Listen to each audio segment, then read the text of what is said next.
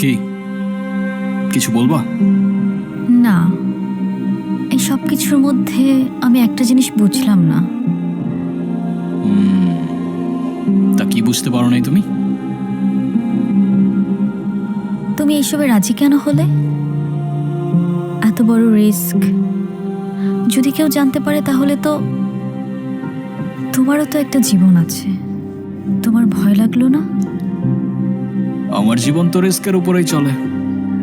আর তাছাড়াও সবার লাইফের পূর্ণতাতেই তো কারোর না কারোর একটা ইম্পর্টেন্ট ক্যারেক্টার থাকে।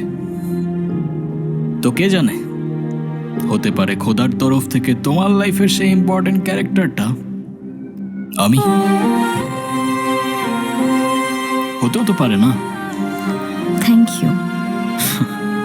তোমার মতো মানুষ তাকদিরে থাকলে হয়তো জীবনটা অনেক সহজ হয়ে যেত। তাকদিরে লেখা ছিল বলেই তোমার সাথে আমার দেখা হয়েছে। জীবনকে আমিও খুঁজেছি, কখনো শহরের ব্যস্ত রাস্তায়, আবার কখনো প্রকৃতির এক নিঃশব্দ কোণে। নিজেকে